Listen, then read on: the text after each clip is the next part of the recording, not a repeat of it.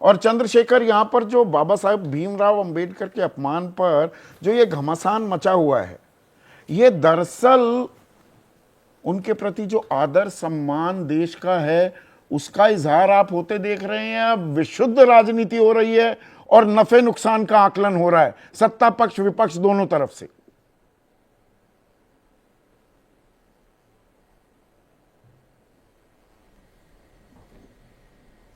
तो अभी तो मैं संदीप जी यही कह सकता हूं कि जिनको नुकसान लगा उन्होंने भी अपनी बात रखी और जिनको फ़ायदा लग रहा है वो भी अपनी बात रख रहे हैं।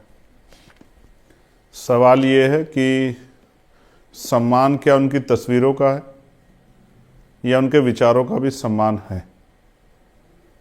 मैं स्पष्ट रूप से कहना चाहता हूं कि कल जो गृह मंत्री जी ने जिस तरह के शब्दों का प्रयोग किया वो उनके कद को शोभा नहीं देते, क्योंकि बाबा साहब अम्बेडकर, आप ये समझिए कि कोई ऐसा गांव नहीं जहां बाबा साहब अम्बेडकर की विचार ना हो। देश का, किसी भी स्टेट का, यूनियन टेरिटरी का कोई ऐसा गांव, कोई ऐसी गली नहीं है जहां बाबा साहब के विचार ना हो।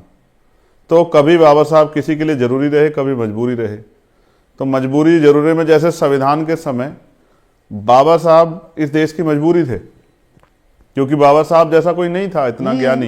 ये बात तो सरकार के मंत्रियों ने भी जो है संविधान की चर्चा में कही है कि मैं सरकार के संसदीय कार्य मंत्री ने कहा कि आज भी मैं बहुत जिम्मेदार से कह सकता हूं कि उनके जितना विद्वान कोई व्यक्ति देश में नहीं है, ना हुआ ना होगा।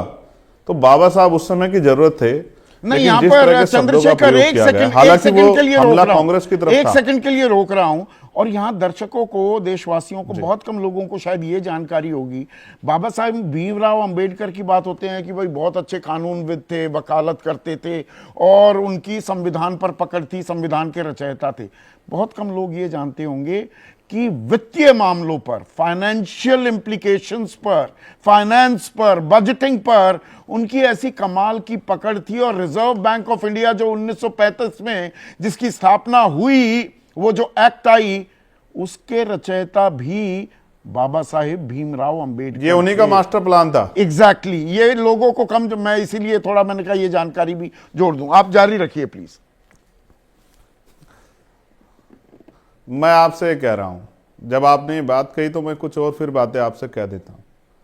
सच ये है कि बाबा साहब एक जाति के दायरे में आके मजबूर हो गए, क्योंकि देश में जाति व्यवस्था है। वरना इकोनॉमिक्स पे और पूरी जो व्यवस्था है उस ढांचे पे जितनी पकड़ उनकी थी, मतलब आप समझिए ना, जिनको नोबेल मिला उन्होंने भी कहा, अमृत सेन जी ने भी कहा कि मेरे गुरु जो है बाबा साहब अम्बेडकर हैं। इकोनॉमिक्स में जिनको जो है नोबेल मिला। मैं आपको ये बात इसलिए कह रहा हूं कि आज गृह मंत्री ने 5:30 बजे पीसी की, मैंने वो पीसी भी सुनी और जो विरोध हुआ मैंने उसको भी सुना। लेकिन मैं आपको स्पष्ट तौर पे कहना चाहता हूं, ये बात शायद आपके यहाँ कोई चर्चा में कहेगा नहीं। अभी आपको याद है परभनी में कुछ हुआ था। परभनी में हुआ ये कि बाबा साहब अम्बेडकर के स्टैचू और संविधान की प्रतिकृति को छेड़खानी की गई थी। एक बड़ा विरोध हुआ जिसमें एक लड़का जो है सोमनाथ की जान भी चली गई पुलिस की मारपीट में। मैं आपको जो सच कहना चाहता हूँ ये है, बाबा साहब का अपमान करने की हिम्मत आज किसी में भी नहीं है। अगर गलती से किस पे हो भी जाता है तो उसको भी एहसास हो जाता है, क्योंकि बाबा साहब को मानने वाले लोग देश में नहीं दुनिया में बहुत हैं। और उनके मानने वाले वो अनुयायी हैं, भक्त नहीं है, लेकिन वो बाबा साहब के सम्मान के साथ हुई छेड़खानी पे कुछ भी कर गुजर सकते हैं।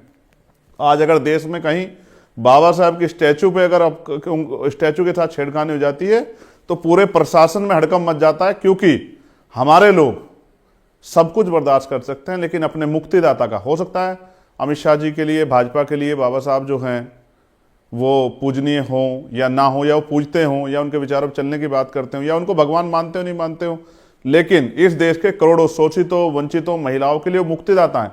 और मेरे लिए इवन एडवोकेट चंद्रशेखर आजाद अगर मेंबर ऑफ पार्लियामेंट है तो डॉक्टर बाबा साहब अम्बेडकर के संविधान की वजह से है। अगर इंदिरा गांधी जी प्राइम मिनिस्टर बनी महिला होने के बाद तो बाबा साहब अम्बेडकर के संविधान की वजह से बनी। उनको आप किसी भी तरह से कोशिश करके देश से अलग नहीं कर सकते।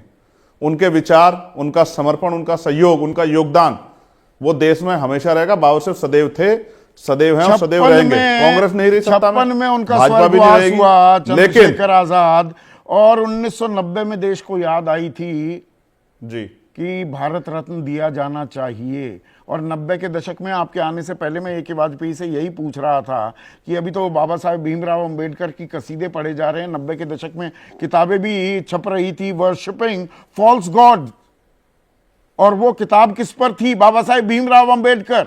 दो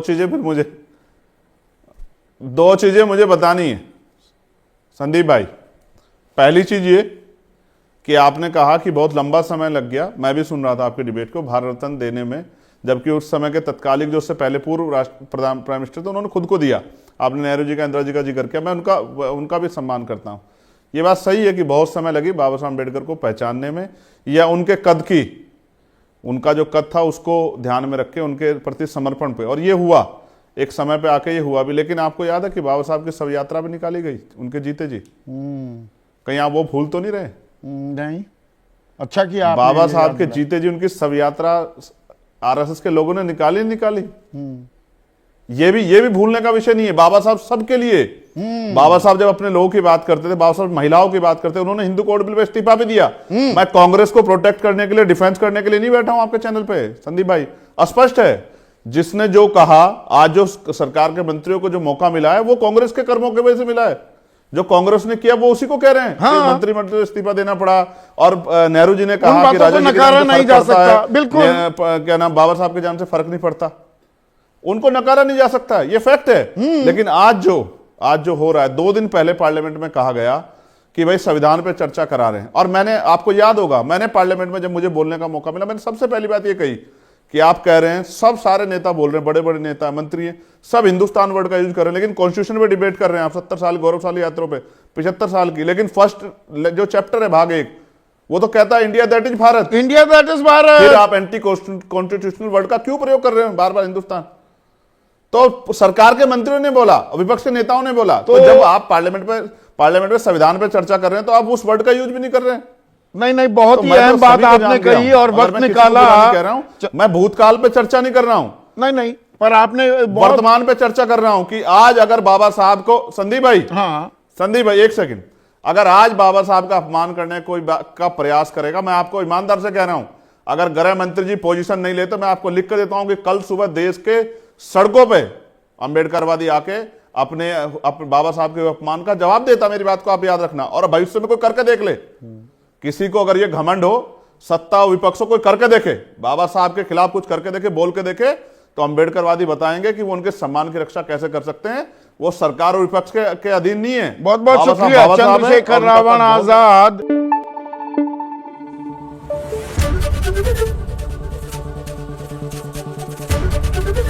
एबीपी न्यूज आपको रखे आगे।